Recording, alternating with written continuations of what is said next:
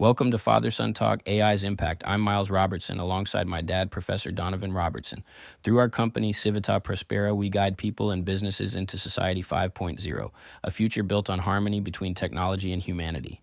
Everywhere I look, people are talking about automation, AI systems running factories, writing content, managing customer service, even making decisions. Some say this is going to create a world of abundance where everything becomes cheaper and easier. Others say only a few people will actually benefit. So I want to know, can AI really create prosperity for everyone, or are we heading toward abundance for just a select few? Artificial intelligence promises to create unprecedented abundance for humanity, but here's the trillion-dollar question. Will this wealth actually reach everyone, or are we building a digital, feudal system where only the elite benefit? That's such a fascinating way to frame it. And you know what makes this question so urgent? We're not talking about some far-off future. These changes are happening right now in real time. Let me paint a picture of what's already unfolding.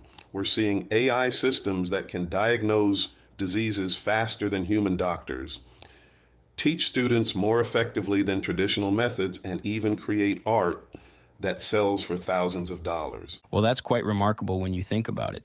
But how do we ensure these advancements actually benefit everyone? You know what's interesting about Civita Prospera? We're taking this exact challenge head on by focusing on what we call prosperity ecosystems, environments where technology, education, and opportunity work together to lift entire communities. That sounds promising. Could you elaborate on how these ecosystems actually function in practice? Picture something like a living, breathing network of resources. You've got AI-powered learning platforms that adapt to each person's needs, mentorship programs connecting experienced professionals with newcomers, and practical workshops where people can immediately apply what they've learned. That's quite different from the traditional approach to education and training, isn't it? Exactly right. And here's what makes it so powerful. Instead of just teaching specific skills that might become obsolete, we're teaching people how to adapt and thrive in a rapidly changing economy. It's like giving people a compass instead of just a map. You know what I find particularly intriguing about this approach? It seems to address both the immediate concerns about job displacement and the longer-term challenge of creating sustainable prosperity. And that's really the key insight. We can't just focus on solving today's problems. We need to build systems that help people continuously evolve with technology. Think about how the smartphone transformed society in just a decade. AI's impact will be even more profound. That's such a powerful comparison. But what about the concerns that automation might concentrate wealth in the hands of a few tech companies? Well, that's where the concept of designed abundance comes in. Instead of letting market forces alone determine outcomes, Civita Prospera is actively working to create pathways for broader participation in the digital economy. Now that's interesting. Could you give some specific examples of how that works? So imagine community centers equipped with advanced technology and training programs, but also connected to local businesses and entrepreneurs. They're creating what you might call opportunity hubs, where people can not just learn about new technology, but actually use it to create value in their communities. That's quite a comprehensive approach to ensuring technology serves everyone, not just a select few. And here's what really excites me about this model. It's scalable. These prosperity hubs can be adapted to work in any community, whether it's a rural town or an urban neighborhood. The key is making sure the technology serves the community's needs, not the other way around. You know what this reminds me of? The way public libraries transformed access to knowledge in the 20th century. Could these hubs play a similar role for the AI age? That's exactly the right parallel.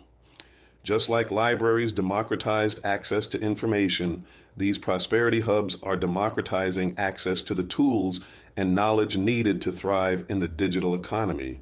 But they're going even further by actively creating opportunities for people to participate and contribute. So what would you say is the most crucial element in making this vision a reality?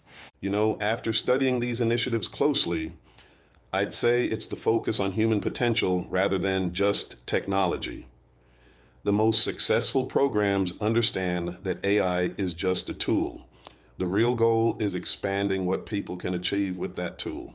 That's such a powerful perspective shift from how these discussions usually go.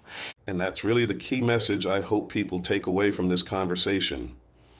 The future of AI and automation isn't predetermined. It's being shaped right now by the choices we make and the systems we build. Civita Prospera is showing us that with intentional design and community focus, we can create a future where technology truly expands human potential rather than replacing it. Well, that certainly gives me hope for what's possible when we approach these challenges with the right mindset. Exactly, and that's why this conversation matters so much. We're not just passive observers in this transformation, we're all potential participants in shaping how these powerful technologies impact our communities and our future. Thanks for joining us on Father Son Talk AI's Impact. We hope you picked up something new and enjoyed the conversation as much as we did. If you liked this episode, be sure to subscribe, leave a review, and share it with your friends and family. To keep exploring these ideas, visit us at civitaprospera.org and follow Civita Prospera on Instagram and LinkedIn. We'd love to hear your thoughts and questions about AI and the future. Until next time, stay curious and stay informed.